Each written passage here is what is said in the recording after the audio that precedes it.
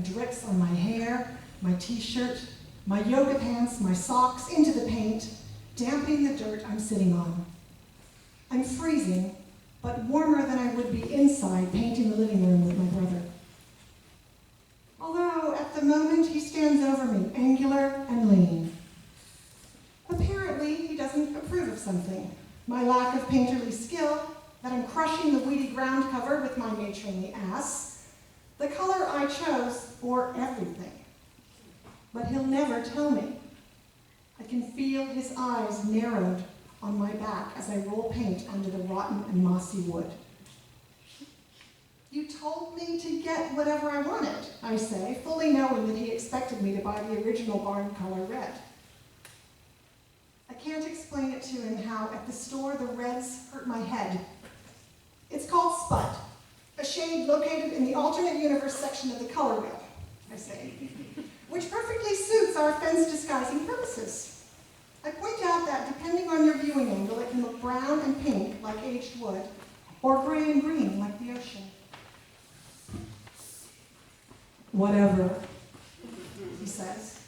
He teaches drama at a high school in another state, so even though he's 7 years older than I am and we are both on the downhill side of middle age, he talks like a teenager. This is the fence that enclosed the four of us around the home he and I grew up in. The house where I was the smart one and he was the pretty one, I guess. Where I idolized him and he avoided me. Where I was the baby and he was always headed out the door. Switching roles was as impossible as sitting in a different chair at dinner. This was the house where, at the end, our father was immobilized in his lazy boy, watching the siding blister and flake, the sand drift and grit into the seams of the hardwood floors. He was powerless to stop the decay or even slow it, until 3 years retired, he abruptly died. And then our mother lived here alone for another decade before losing her mind to Alzheimer's. At first, the signs were subtle. She'd call to complain that the garbage car didn't pick up my cans, or that someone was breaking into her backyard at night and brooming all the leaves around. Or when I visited her one week, I'd trip over a bowl of kibble for our long-dead pug, and the next, a plate of tuna for the cat we never had. Finally, even my brother had to admit something was really wrong. Something that couldn't be fixed with laminated cable TV instructions, lunchtime visits from Meals on Wheels, or telephone with bigger buttons. So I found her a supportive place to live that was closer to me, where I could visit weekly and my brother could fly in at the holidays. After a year there, she stopped recognizing him. After 3 years, she thought I was her sister, and then she was dead. My foam roller catches on the thorny blackberry vines that grow along the road and insinuate themselves between the fence boards. I don't bother to break them off. I just squish over everything in my path, creating a bas-relief of leaves and stems against the grainy boards. Soon, punctures cover the surface of my roller, making it as pocked as Havarti cheese. And, I say, the color honors our potato-eating ancestors. It's an homage to our childhood's rotation of baked, mashed, au gratined, roasted, pancaked, and hashed. I think how relationships easily dissolve over an issue like divergent starches. A potato-loving woman facing a lifetime with a rice-craving man will eventually bolt. How a disagreement about the color of the bathroom towels had dealt a death blow to my marriage. It's our edible, indelible bond, I say, swiping my bangs out of my eyes with my roller hand. Our shared history. He turns and stalks away through the fog. I think that he doesn't remember that he agreed to move her to the care facility where she died. He doesn't remember a lot of things that make him look bad. That sometimes he'd skip an opportunity to visit, or he'd spend their time together talking baseball statistics with the more coherent old men, flirting with the nurses. And now he wants to pretend that it is somehow my fault that no one has lived in this house for years, that it has deteriorated past the point of livability, and that now we are spending our vacation trying to make the place marketable. It's only primer, I yell as he bangs back into the house. We can go to Home Depot tonight together, after dinner. The but the morning beach traffic surging like high tide drowns out my words. Inside, he is covering the walls with the quintessence of cream, a kind of idealized off-white that he made the paint jockey mix especially for him, instilling one medicine dropper of yellow into the pure white base at a time. He's always been like that, sensitive to the details. Inside, the remaining furniture huddles in the center of the living room, a few sentimental pieces that we are afraid to deal with, the dining room set, a mahogany armoire, my uncomfortable carved bed that our grandparents had shipped from France, Daddy's roll-top desk, the ruined piano. I'd kept a few things, but disposed of the rest years ago. Books, photos of clouds taken from airplane windows, board games, Christmas ornaments. I used to worry that they'd find a cure for Alzheimer's and I'd have to bring my mother back to her empty house and say, but good news, we've still got the toaster. At least Spud is a real color, I yell at the closed door. And why am I not considered competent enough to work indoors? His is a fair evaluation of my paint controlling abilities. I have to admit, just 6 feet of fence done and I've already managed to drip on the tiled patio, which is at least 3 feet behind me as I roll. I have a rare talent, I think, as I lie down and swipe with the bottom of my shirt at the nearest blobs that wart the patch from gate to back fence. The back door rasps open. Try not to get paint on the patio, he says and re-slams the door. My legs have fallen asleep while I've been sitting on the ground. It's too much effort to stand. I've been painting in arm-stretching arcs around me. Without my glasses, my world is reduced to wood and whoosh. I'm doing slow, seated aerobics in a fog-walled sensory deprivation chamber. I roll and brush whatever I can reach, and when I need to move to a new spot along the fence, I let myself lie flat in the dirt for a while before I shift.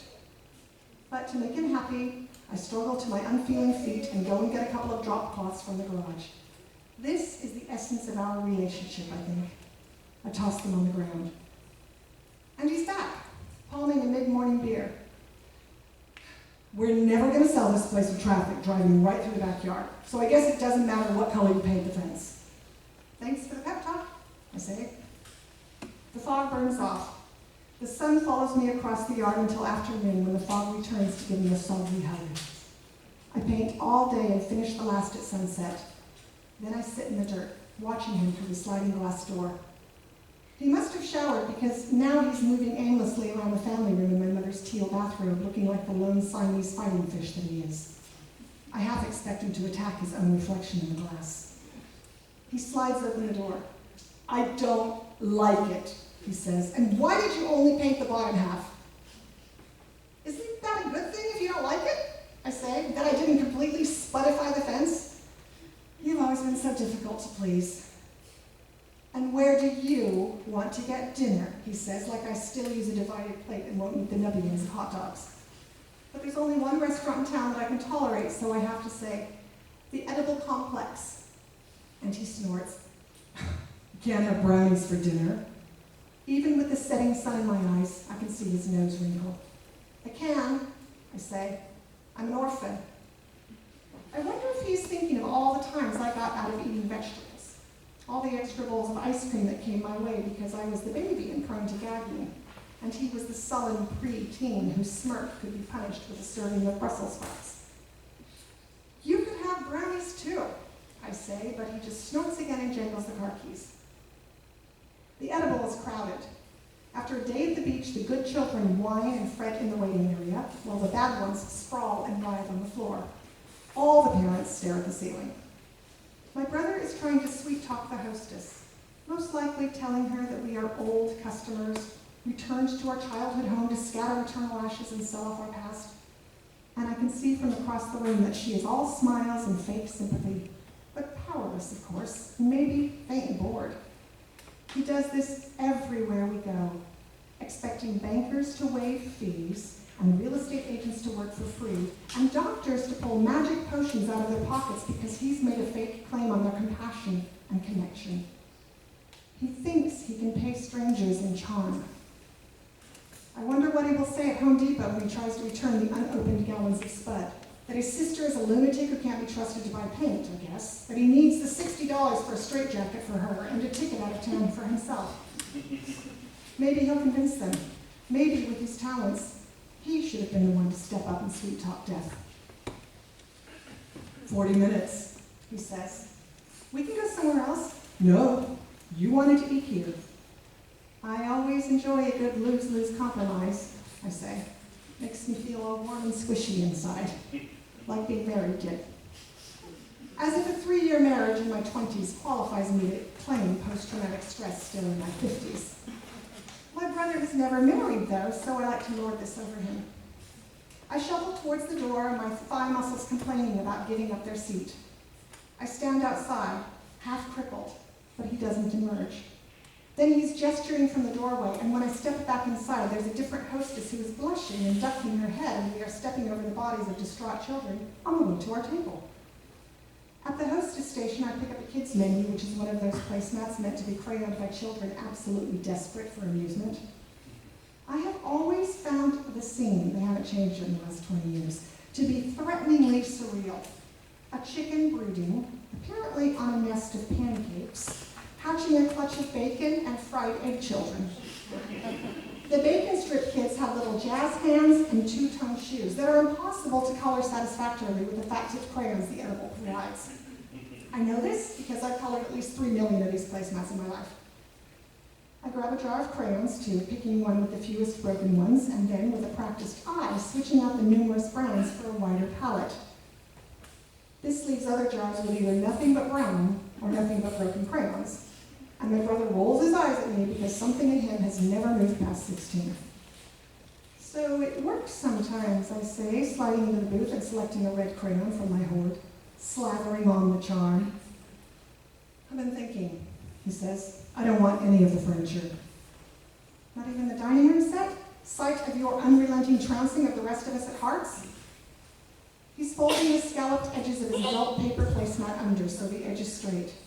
This need to fiddle with something while waiting must be genetic, I think. I used to get in trouble if I passed you the queen, he says, not looking up from the placemat, or if I won by too many points.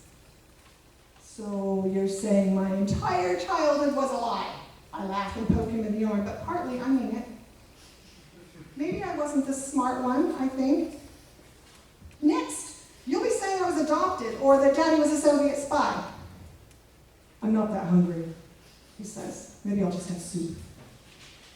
I hear the brownie sundaes are excellent, I say, and vitamin-filled.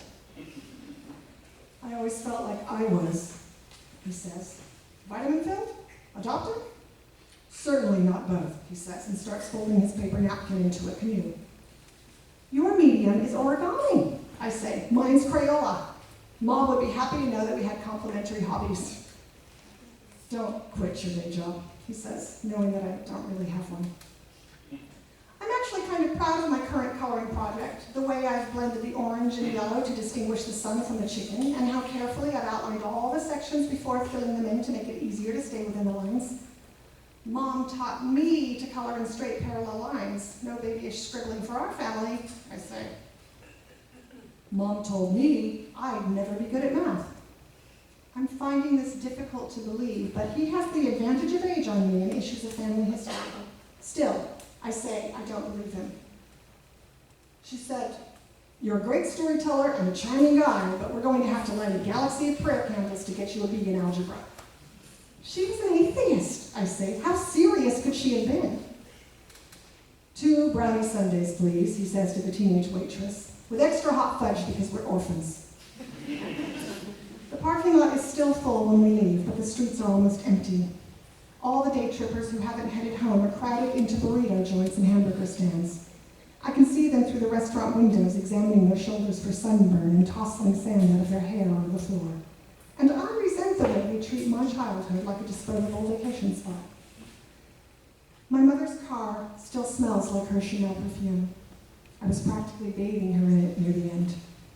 And I feel carsick for the first time as an adult. Or maybe it is grief. Where to? He's already rolling toward the exit.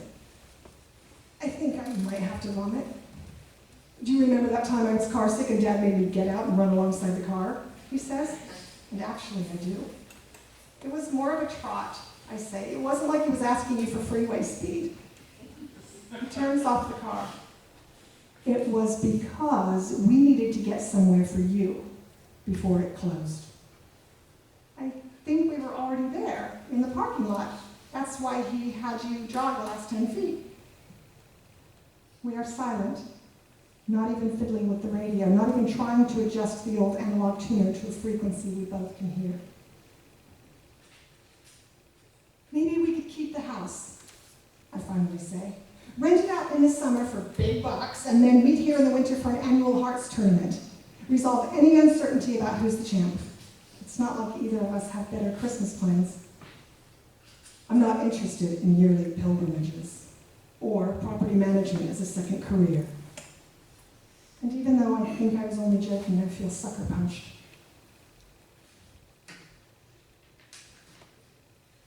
Let's go to Home Depot and get your paint, I say, knowing that he'll argue for a while and then surrender into getting his way. No, I'm fine with what you picked. Are you sure?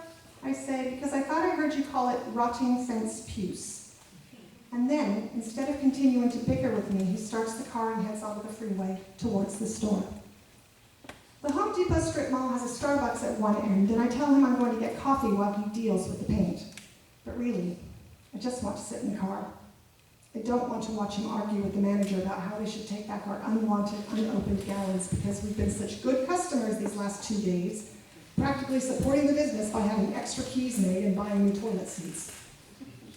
I know that Spud is no longer welcome at Home Depot. Just like us, mixed paint can't go home again. And that it will return to us like a boomerang or a stray cat. I just want to sleep and paint and sleep and paint and take my brother to the airport for the last time. If Superman could spin the world double time through the next few days, I'd still be miserable. I roll down my window and the fog immediately fills the car.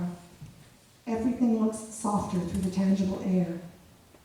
I see a man in flip-flops and straw hat exiting Home Depot with a cart full of paint cans, and my heart clutches hard in my chest because he looks just like my dad, the house-proud dad of my childhood.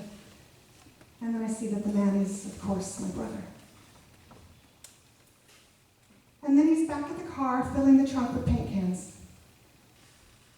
You said we were just doing the primer coat today, he says, probably even believing it himself. So I bought barn door red for the top coat. And then we head home and I let him get away with it because he's got that congealed rage thing in his voice, all ice and constriction. He's been hardening into it all evening. Back at the house, he announces that we really should divide up the remaining furniture tonight, so tomorrow we can start making arrangements to move it. But I thought, I say, and then I stop myself. So we detach each piece from the jumble and line them up like suspects. Each piece with a history as uncomfortable as my carved bed, and each as unsuited to my tiny divorced person's one-bedroom apartment as furniture from another planet would be. I don't want any of it. And I want all of it. I could break every piece of my IKEA furniture into sawdusty bits and toss it all in the trash, even though this furniture is all unsuitable, heavy and old-fashioned, and impossible to wrestle up 2 flights of stairs to my apartment. I want it. I want to wrap my life in mahogany, no matter how painful that sounds. I don't want any of it, he says, once we are ready to decide. You take it all. It's like we're on a tilt-a-wheel down at the boardwalk. I feel motion sick just standing next to him. No, we should divide it up. Maybe write down what we'd like in order of preference and negotiate, I say. I'm already rooting in my purse for pen and paper. No, he says. I don't want to negotiate with you. You always get your way. Like with Mom and all the hospice decisions, just take it all. Then he slams out of the room and the windows rattle like tea. I retreat to my room to sleep on the floor in my coffin-shaped sleeping bag, closing my door with a definitive click. Through the night and into the lint gray dawn, I lie stiff and awake, with nothing ahead of me but getting up and covering the world in barn door red. It's true that the last years of her life, I made lots of little decisions, everyday stuff, because I had the checkbook and the proximity. But I called him about everything major, including the decision to withhold antibiotics when she had pneumonia at the end. She hadn't opened her eyes in months or said anything intelligible for years at that point. He'd agreed with me that by treating her, we'd only prolong the agony, hers and ours. I should have gotten him to write this down and have it notarized, apparently. After a lifetime of knowing him, you would think I would have caught on to his constant revising of our history. I bet he was never told to cheat at cards to make me happy. I bet everything he remembers is a lie. Eventually, I fall asleep, my face pressed against the impractical, sand-dropping, strawberry pink carpeting I'd insisted on having in my room. In the morning, I've turned the first corner of the fence, heading down the long side, just doing the bottom half, of course, when my brother emerges from the house. Spud is an excellent primer, I'll give it that, but the barn red is growing on me as I paint. There's a cheery confidence about the color that's beginning to affect me, and I turn, roller in hand, leaving a fine scattering of droplets along the patio's edge, saying, "Well, what do you think?" "I like it," he says. "I think I prefer the first color. What did you call it? Claude?" "You're kidding." "No, you were right about Claude. It's a better color for fence disguising." "Isn't that what you said?" "This one is more a fence highlighter. Isn't that your opinion? And aren't you always right?" Then he exits, stage left. I sit on the edge of the patio, my feet in the dirt. I feel like the fog is both inside and outside my head. Nature's moisturizer, my mom used to call it. And she'd say, "Never leave home with holes in your underpants, and always take care of each other." I'd assumed that she meant that we would all live together in this house forever. Maybe with more pets and fewer vegetables, but everything else staying the same. We'd have pancakes for dinner on Fridays and play hearts. Every morning, I'd look out my bedroom window and see no further than our fence glowing like a stoplight through the fog. Then I load up a fresh roller with Spud, my appreciation of barn door red as transient as lust. Today, if I switch back to Spud and paint standing up, by dinner time we'll be done. I'm energized. I can see another brownie sundae in my future and maybe a hot bath. Maybe we'll go out to a movie so we don't have to talk. Tomorrow, I'll take him to the airport a day early. He'll be glad to go. On my first pass of the fence, I paint right into a spider, leaving a dot like a mauve freckle on the tip of a glossy abdomen. Or maybe she traveled down her silk onto my roller, or maybe both things happened together. But there she is, scrubbing at the speck of paint with 4 back legs, straining to remove it, sentient, aware, and there I stand, perfectly healthy and completely helpless. Do spiders breathe through their skin? Is she slowly suffocating? Paint drips from my roller onto the tile. I ease her off the fence onto a leaf, like pumping the pillows of her deathbed. Her legs begin to crumple and twitch, and it seems like it is taking hours for her to die there in my hand. I could crush her, end her seeming pain, but she is real, still alive in my hand. And I begin to weep and pound on the sliding glass door. My brother crashes out the door and into the yard, crazy-eyed with panic. He probably thinks I've broken something, the fence or my arm, and I have, but he won't get it. I extend my shaking arm to him, and he cups my hand, looks down, and says, "You painted it?" I can hear in his voice that he's tempted to laugh, but my grief is like a flash flood, a sudden explosion of water in the desert of our loss, so he doesn't laugh. He pulls me down onto the patio and kneels next to me in the dirt, his arms around my head, crushing my ears. And he cries too. Great gouts of sobs and recriminations sleuth from us both, like trees ripped out by their roots, like lightning splitting the sky.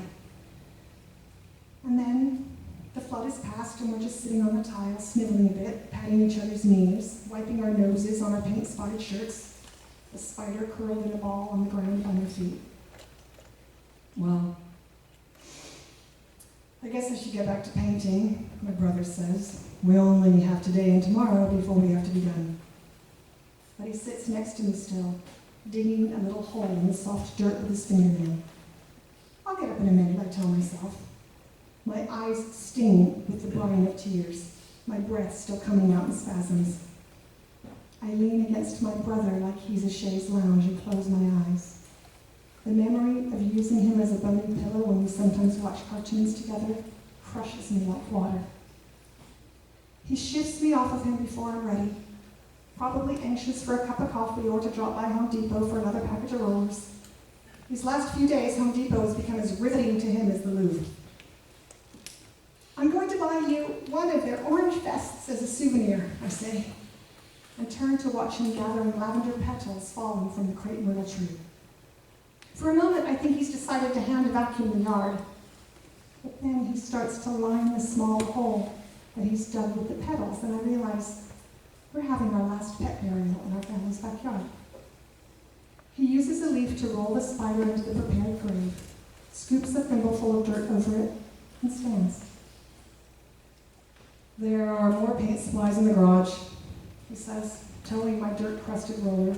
Although it would be nice to return at least a few things to the store. It might be the only cash we see for a while. He stands there for a moment, cleaning the dirt from under his fingernails, as stoic as a roof rafter. I nod, and he goes back into the house. I watch the two-toned fence disappear behind the fog's ghostly blur. The barn red sections softened into blush. Beyond our fence, the exasperated sounds of family cars stuck in traffic, the whine of children and fan belts, parents blaring commands from the front seat, the intimate inevitability of conflict.